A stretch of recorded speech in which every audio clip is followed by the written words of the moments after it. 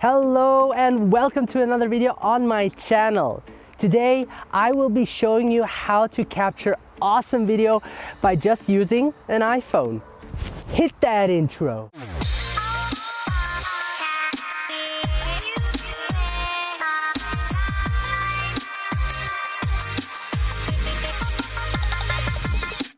Nowadays, the chances are high that the phone you carry with you records video. I'm using an iPhone X that can record up to 4K 60 frames per second or 1080p 240 frames per second. Now, I prefer to record in a 4K 60 frames per second because 4K gives me sharper image that allows me to crop in when I want to adjust the framing, and 60 frames per second is enough for me to give it a nice slow motion look when played back on a 24 frames per second timeline. And adding some image stabilization in Final Cut Pro will make it even smoother. Last week in my video, I talked about that gear does not matter. So today I thought I would challenge myself, but also prove to you that even with a smartphone or iPhone, you can achieve a great look. So with no further ado, let me show you my process of how I do it. All right, let's first set the settings on the iPhone so we can record in 4K 60 frames per second. And if you don't have 4K 60 frames per second, then choose 1080p 60 frames per second. The important thing is that you shoot slow motion so you can slow it down in post-production to give it that slow motion look. When adding stabilization, it gives you even a smoother looking footage. And because we're shooting handheld everything, it can be challenging to keep your hands steady. So what you want to do is go to settings, then select camera, and here select record video, and you have the different options, and I chose 4K at 60 frames per second. So the next thing I do is I think about the location. So I chose to be here. It's a forest and there are a lot of interesting stuff happening as well. So the time of day we have is 12 p.m. Usually I avoid shooting during midday because the sun is at its highest point and you get that harsh light on your face. But because it's cloudy, the clouds function as a huge diffuser, softening that light. So we can definitely work with that. I think this would be a great opening shot for the video. I'm gonna make a revealing shot. So what I really like are those leaves flowing on the river. So I will also take a shot of that. There's a swan behind my back and I'm gonna try to take a video of that nice looking swan.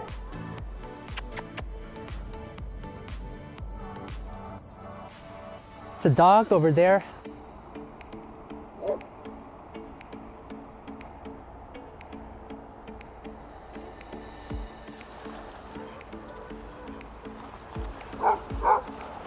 Beautiful.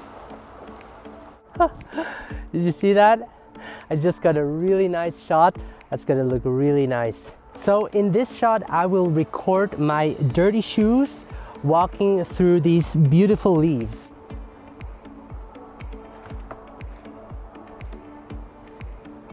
So next, what I wanna do is take a close-up of those leaves, and the nice part about it is that the sun is behind, illuminating it from the back, and I just love lighting subjects when the light is in the back. You'll see what I mean.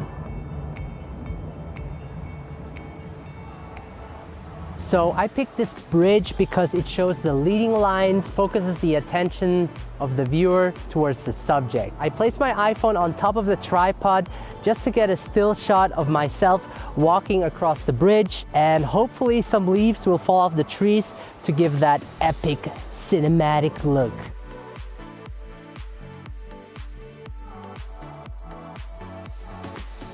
All right, so we are done recording our video.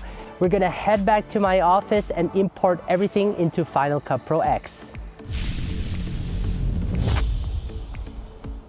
Whoa. Sorry about that.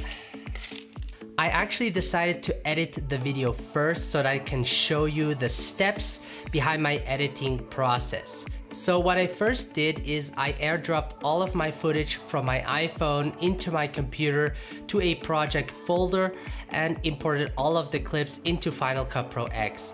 Now a quick tip, because everything is shot in 4K 60 frames per second, my computer has a hard time editing it. So what I do is I create a new project that is set to 1080p 60 frames per second. After the edit, I change the project settings to 4K 60 frames per second and export it in that format. The next thing I do is I select the best portion of the clip and set an in and out point and drop it into the timeline. I then slow each clip down to around 50%.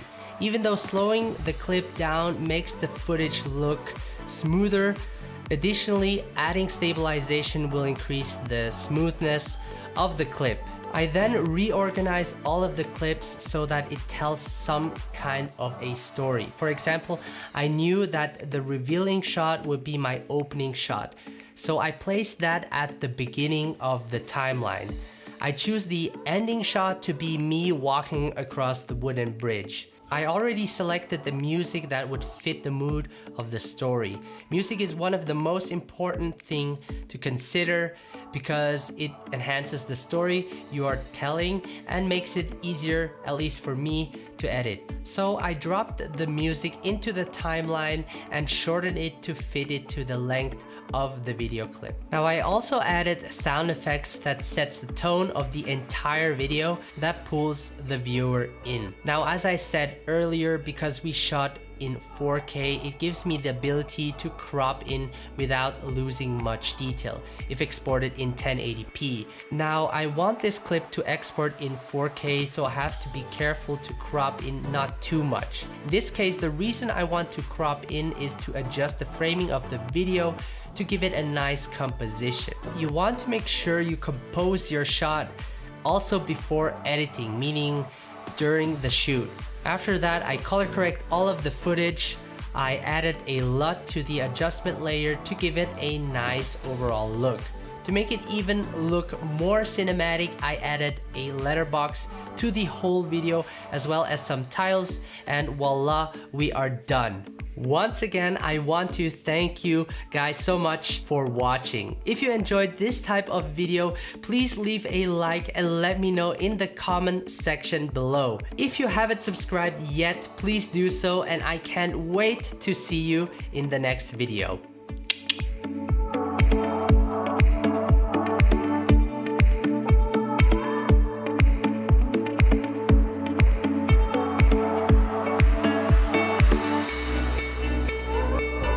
So I think that went quite well.